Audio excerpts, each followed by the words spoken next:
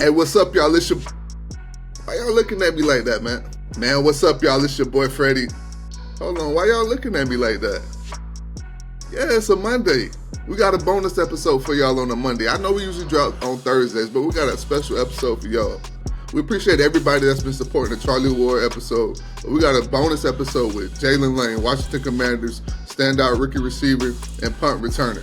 He previews their big Monday night game against the Kansas City Chiefs, his breakout rookie season, and how he's been able to overcome adversity. Man, this been on my heart. I really got to say one thing before we even get into this episode. At Chiefs Kingdom, man, y'all, as a no, we got to really teach y'all how to do the chop right, because y'all not doing the chop right, man.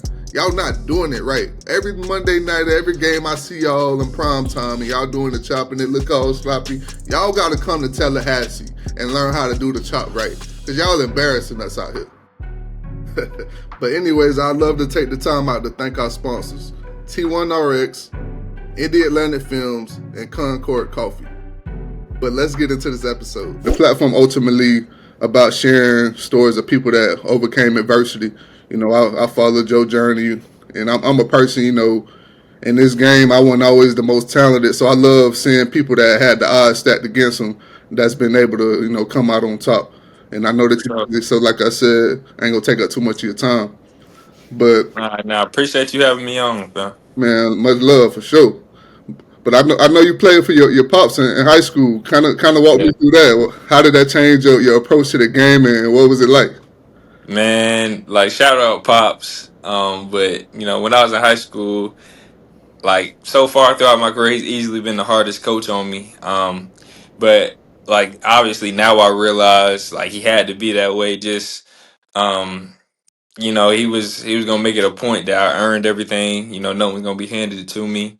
And he always told me that because he was the coach, people automatically gonna assume, oh, you only playing because your pops the coach, this and that. So I'm gonna have to show them, by working and by proving that I belong there. And it got to a point where obviously they couldn't say that. You know what I'm saying? Like, not saying that anybody was, um, but yeah, like there's so many stories I could tell you. But like one specific, like this is during the summer, we doing 7-on-7. And one of my other receivers, he dropped a pass. Nothing really happened. Then the next play, another receiver dropped a pass. Then the next play, I dropped one. It was bad, but he goes off on me, takes me out, this and that. I'm like, yo, like it's like I'm not the first one to do this, but like, he just like I said, he showed me love, for sure. Like, and but it was during that time it was kind of hard to like get like oh man, that was a great play. You know what I'm saying? He was like, this is what you're supposed to do, but shit, now he my number one fan, man. He tried to come to every single game. He done take that coach hat off, straight dad hat. So it's been pretty cool to see. But yeah, that's my dog. When you look at things now, because I know when you're younger, man, we don't really understand why our parents do certain things. But now that Yeah, I'm he would clearly he would hold you to a higher standard and prepare you for that next level. How do you look yeah, at it now, knowing that? man. Nah, I'm extremely grateful for him because honestly, without him, I wouldn't be where I'm at today. I feel like he kind of instilled that work ethic in me to like just never be satisfied. Like even when you have success, like you're not gonna be able to live off that success for long. You got to continue to go. He kind of instilled that mindset. Like, what have you done for me lately? Kind of, just if you continue to live off what you did in high school or what you did the previous game, then that's as great as you ever gonna be. You got to continue to grow if you want to be to get to this point. So yeah, without him, I wouldn't even be here. Coming out of high school, you were overlooked by a lot of schools because of your size. Yeah. Kind of walk me through that process, knowing that you making the plays on the field, but everybody telling you what you can and can't do because of your size. Yeah, I say at the beginning of it, it was very discouraging, but like looking at it realistically, man, I was about 5'6", maybe a buck 50, soaking wet. So it's like it's kind of makes sense why guys are like, he's too small, this and that. But at the end of the day, I know there's a lot of kids out there that are like that, but and you might not get the opportunities, but you just got to continue to work because I'm 150 soaking wet, and I'm not getting like crazy looks, but I'm getting scholarship offers, and I'm thinking I'm blessed just for that. So it's always about being grateful for what's coming and just continue to work. But Middle Tennessee kind of came on later, my senior year, and I loved the coach, and went on a visit there. I liked it, so I committed, and each year I went from 150 getting there. By the end of my freshman year, around 170. Then next year, 180, 185. And it's kind of, like just kind of putting in the work to, get stronger, faster, and bigger and things like that. Because ultimately, I do believe you got to have to play this game. You need to be at a certain way. You can't be out here. Your body not gonna last as long as you wanted to. But at the same time, I feel like anybody who's undersized, overlooked, like the sky's still the limit for you, man. Like never. Like one thing my pops taught me always was never let another man put a lid on you or tell you you can or can't do something. So I just felt like I kind of used that to motivate me, getting overlooked. There were schools that literally told me on the phone or to my face, like, best we can do is a PWO. We're just looking for bigger guys. You know what I'm saying? It's just that's how the cards were dealt. But I took them and I ran with them.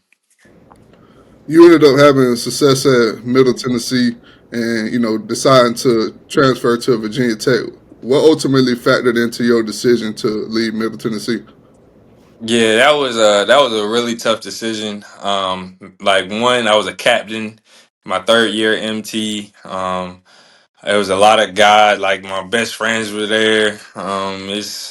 It was a tough decision, but I knew I didn't want a question to be like for me getting to this point now. Oh, could he play at a higher level?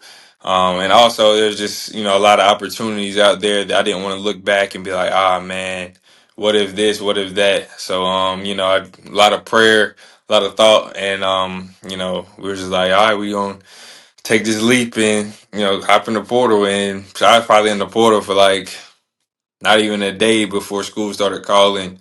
And Virginia Tech was one of the first ones to reach out. And um, I went on campus. It's hard to beat that atmosphere there. They showed me a bunch of videos and stuff, and I really liked the plan they had for me too. So yeah, I decided to commit there pretty quick. What was it like for you, adjusting? You talked about the atmosphere. What was it hmm like, adjusting to that big game atmosphere once you were at Virginia Tech? What's crazy in 2021 when I was at MT, we played Virginia Tech, easily the loudest game because it was like, yeah, it was right the year right after COVID. I think they had just beat like North Carolina that year, so the fans were out there turned, and like the first kickoff, like my ears were hurting, like how loud it was. So I already kind of got the taste of it, but it was pretty cool stepping on that field when now the fans cheering for me instead of against me. So but yeah, it was. I wouldn't say it was too much adapting, but it was like some like extra little butterflies or little chills I had to knock off. But it was pretty cool. You had you were blessed to be an All Conference USA player, an All ACC player.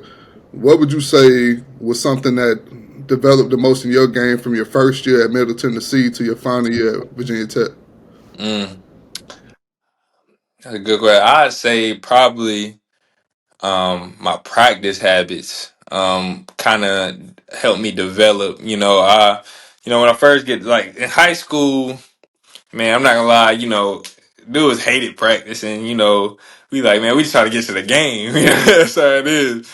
But, you get to school and you realize, ah man, if I wanna play, I gotta practice good or they not gonna put me in. So I felt like I kinda learned that kinda early in my career, but like I didn't really take that next step of like, oh man, like I gotta put in extra work here if I wanna, this and that. And I like round my second year at MT, like I got around the right group of guys. Really, that's what helped me. And we are just pushing each other to get better, kind of just competing in our own way. And that carried over when I transferred to Tech because I'm like, all right, I'm gonna transfer first off, I got to earn my teammates and my coach's respect, and I just got to put the work in to be successful. And like I said, I found another group of guys kind of help push each other, and we always put in extra work on the jugs, whatever. So I just think my practice habits went from terrible to good to just kind of got better each and every year in college. Men were not built to coast. We were built to conquer. T1RX delivers physician-led testosterone therapy and supplements forged for operators. No excuses, no fluff, just results. Make sure to visit T1RX.com and take the edge back. And at checkout, use code Trials of Triumph to get 10% off of your order. So, man, you've been a player that's always excelled on special teams. I wanted to ask you, what's the mindset of you back there when you getting ready to return the punt in those split seconds when the ball hits your hands and you have to make a decision? Yeah, honestly, man, I'm just telling myself to focus. I'm like, just focus, focus. That's the main thing, catching a punt. Because, you see, mistakes happen when you lose focus or this and that. So, because the biggest thing to me is getting the ball back for the offense. And then whatever I can do after that is just the cherry, the icing on top or whatever.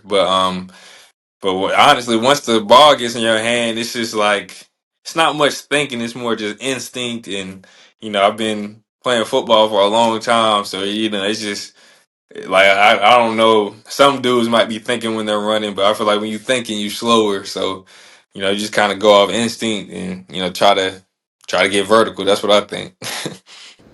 Man, it's funny because I remember when in practice we were always, and people that watch the game from the outside that don't know what's going on, they'll just blame the receivers or whatever. But when we see a situation in games where the sun is out, and Yeah, you see the guy he lose the ball in the sun, and to fans it looked like, yo, why he stopped running? But us, we already know he lost the ball in the sun. they lost it. So for you knowing like, man, you in a position you can't make those mistakes. How Yeah. have you been able to perfect that crowd and be able to deal with that issue whenever it comes up? Yeah, I think it's all comes back to practice. I think the more you can put yourself in that situation and practice and in situation where it's not as much pressure as the game, it just helps prepare you. Because if you've seen every single look or had, caught the ball when it's wet or when it's raining or, the sun's out, you gotta, practice finding tracking the ball with the sun. I feel like all those things kind of accumulate to you becoming the best player you can be on game day. So I feel like just finding ways to build on that at practice.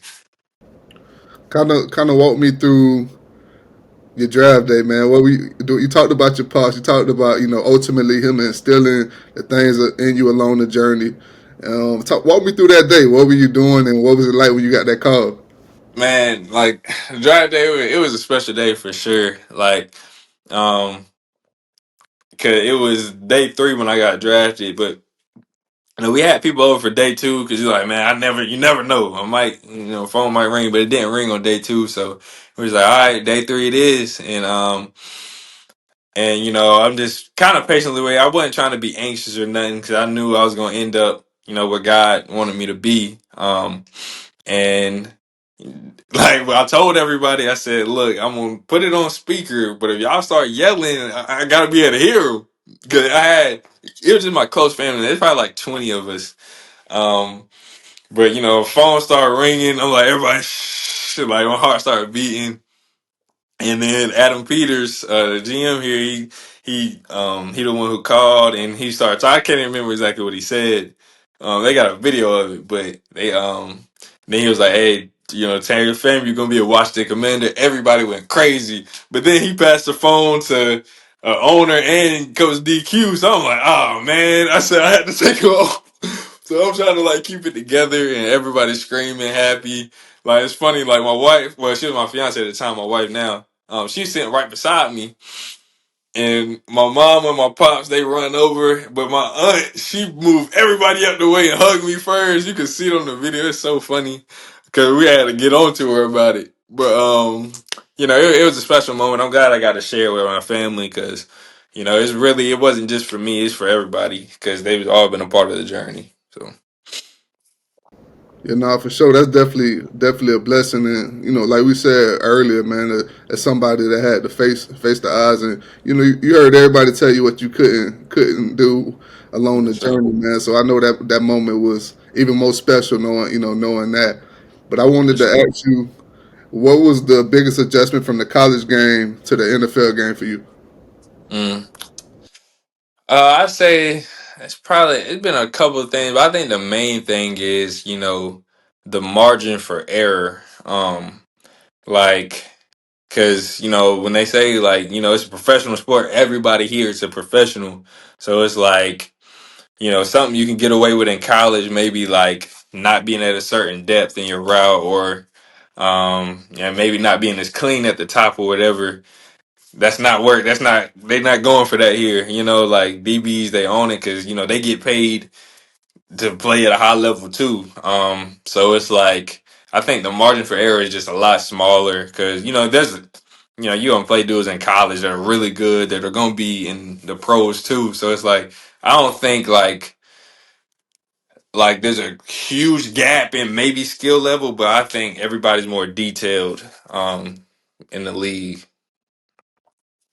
I think the thing that kind of shocked me when I came in was the difference in it's still it's still get the locker room environment, but in college you know how it is after practice and stuff. You might go hang out with a guy. Y'all might be Yeah. in the NFL. Shoot, people got 4, 5 They kids. got kid. That's what threw me off too. I'm like, okay, it's funny. Josh Johnson, he in year like 19. He one of the quarterbacks on the team, and he brought his son. His son in like middle school. I'm like, bro, you old. Like I was trolling him, but it's just that's a big difference. I noticed for sure.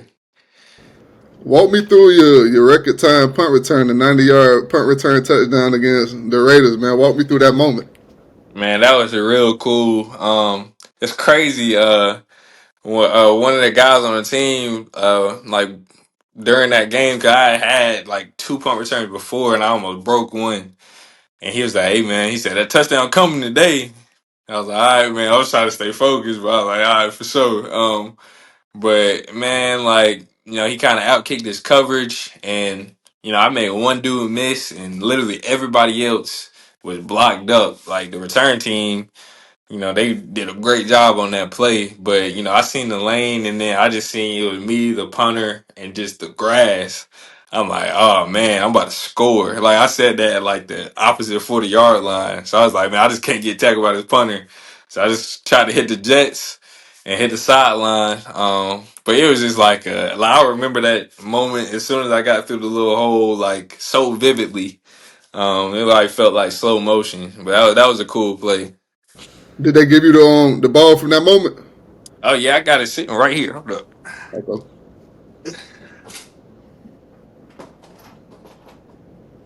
Yeah, my wife she put it in like a little box for me.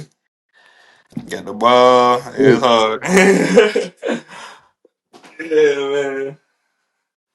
Yeah, it's pretty cool. All right, man, that's dope. That's dope for sure, man. I know you've been vocal about some of the veterans that have helped you along the journey, guys like Terry McLaurin.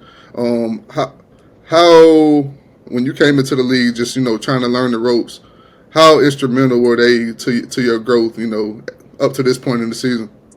Man, I think they've been exponentially helpful. Like Terry, Debo, Samuel, Noah Brown, those guys, they've been playing this game at a high level. And I don't even gotta ask them some things. They coming up to me, coaching me up, and just helping me out. And that's been like that since I got here in April or whatever. But yeah, they've been just crazy helpful, and they also just trying to instill confidence in all the young guys on the team because it's easy to get imposter syndrome, but like, dang, do I really belong and this and that, but like.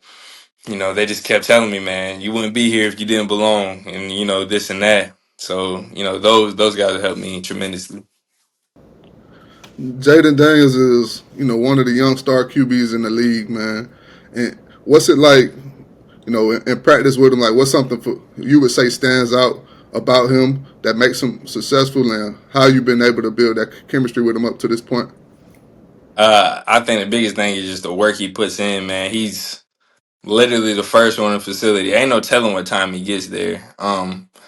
And he's the last one to leave. He puts in the work, and I think the work just speaks for itself, just for what he does on the field. And the first thing I noticed is just how accurate and detailed he is. Not even just with passing, but just with his whole routine. And he has a routine. He does it every single day, like no matter what happens, whatever it is. And I think he's already got that. Just that mindset of like all the great players have had. Like the first person I think of is like Kobe, like how he was detailed and how Kobe would talk about it. Like I see that them traits of what Jaden's trying to build. So I think by the end of it, man, he keep working, he's gonna be up there for sure. We would like to thank Concord Coffee for sponsoring this episode. Fuel your day with Concord Coffee, Florida's favorite local roaster. Whether you're grabbing a freshly brewed cup on the go or savoring a latte crafted by our skilled baristas, Concord Coffee is all about bringing you quality and community in every sip. Visit us at our Lakeland or Gainesville locations, or shop online to get your favorite beans delivered right to your door. Start your day the Concord way, because great coffee isn't just a drink, it's an experience. Concord Coffee, where craft meets community. Make sure to visit concordcoffee.com to learn more. I wanted to ask you this because you're a player that does it at a high level, not only on special teams but on offense as well. What's it like for you going into a game, preparing for the special teams game plan along with the offensive game plan? Which one would you say is the most difficult task getting ready for the week? Like compared to offense or special teams? Yeah. Oh, easily offense. We install. I feel like we install a whole new offense every week. That's just the league. But yeah, I think special teams. We put in a few different wrinkles and returns and stuff. But you know, go to special team. You just field the ball, get the ball back for the offense, and make a play. But on the offense side, there's a lot more moving parts. But honestly, though, like after we get that first practice out the way, and then the next practice, that's really when things start rolling. That first practice, we still this is the first time we're running these install plays and stuff. There's a lot of kinks we got to work out, but yeah, I say offense for sure. Okay. I remember coming out in the pre-draft process. I had to work out with the Falcons when Quinn was there, and you kind of how fun of an environment that it was. Is it still the same now in Washington? Dude, it's so funny. First team meeting, all the rookies get up. They like, hey, one of y'all come up, say something. As soon as it was Bill who started talking, they said, y'all sit down. Like everybody started yelling, this and that. It's like, we ain't got time for this. And then we all sat down. And every time somebody new come, like we tell them to stand up. And then they be like, sit your head down. And it's just like that kind of environment. I think that was more surprising to me too, because I'm thinking, this the league, man. I got my notebook ready, but it's like, it's real family oriented, not too uptight. At the end of the day, we all playing the kids' games. So I think they do a good job of like keeping the fun in the building.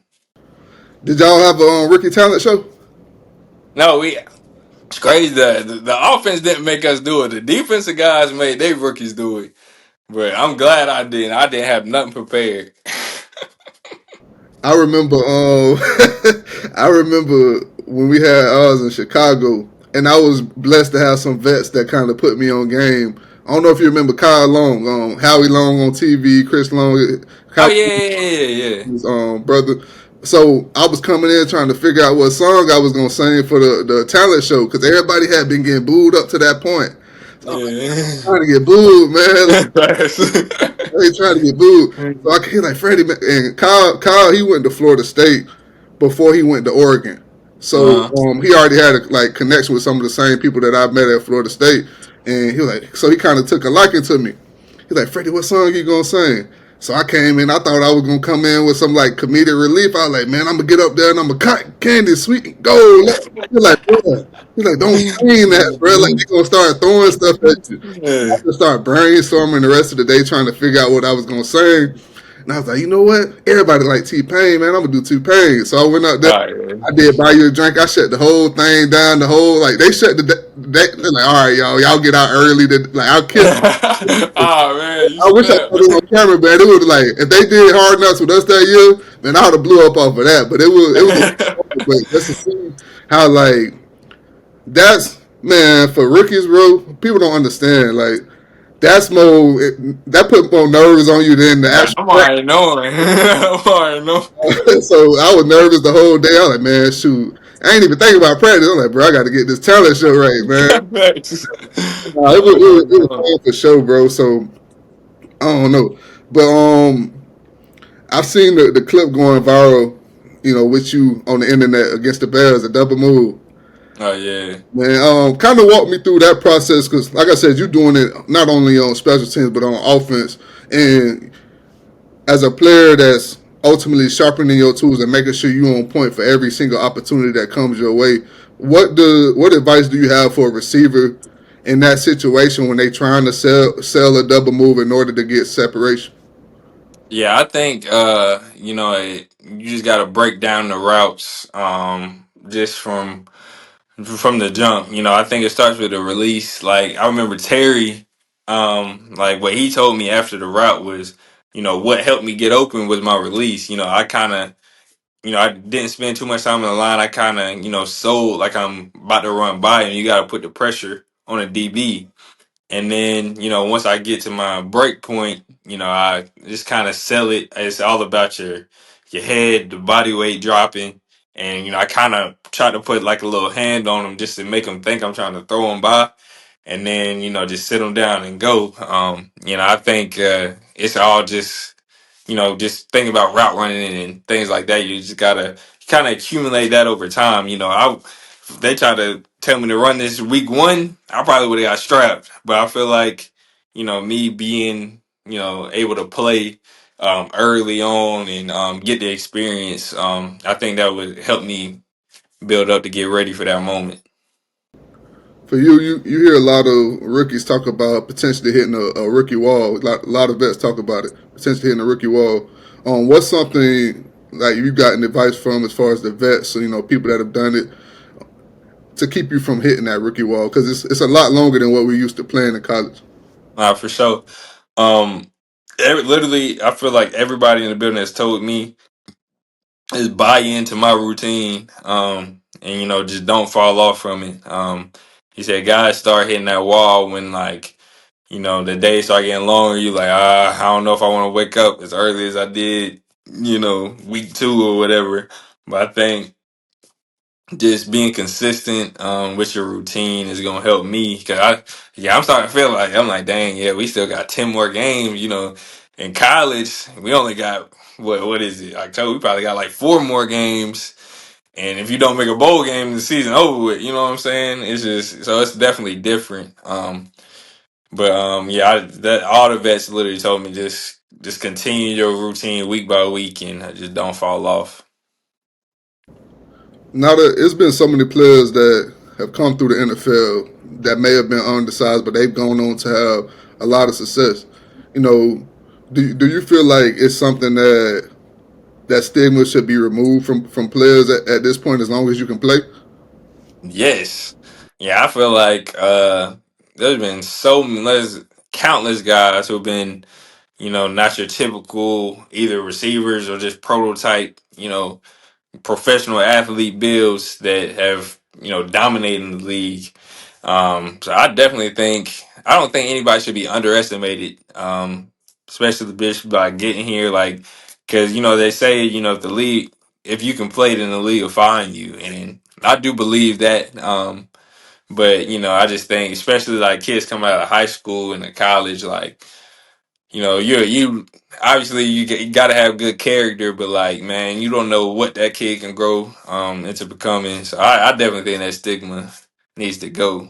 Like, My last question, I'm gonna get you up out of. I know y'all got this big Monday night game coming up against, the Chiefs. The Chiefs started off the season a little bit slow, but now it's championship mentality. That's a team that you can never count out. Yep. How y'all, preparing for the team, and what ultimately, like, what are you, looking forward to in this matchup with Kansas City? Man, yeah, I felt like one thing I've learned, man, the league is any given Sunday, anybody can win, man. But so we just got to come to play. Like you said, championship mentality. We got to play like this is a championship game, and that's kind of what we talk about each and every week. But I'm excited. I heard a lot of stories about Arrowhead and stuff like that, and it should be a night game. I know it's gonna be loud, so I'm excited. I know it's gonna kind of give me a taste to remember what Tech and what college was like with that atmosphere. So yeah, I'm excited for it. Man, shoot. I wasn't gonna take up too much of your time, but I appreciate you, just pulling up and taking time out of your busy schedule. And like I said, I'm a fan. I watch from afar. I just love watching. No knock against everybody. Everybody done had to overcome their fair share of adversity to get to this level. So But people that I know, were always underdogs and being able to rise to the top. I always fall in love, with their game because I was always one of those people. So I'm for sure. a big fan, man. Salute you, much love the rest of the way. Pray that y'all continue to have a successful and injury-free season, man. Nah, I appreciate you, fam. Much love.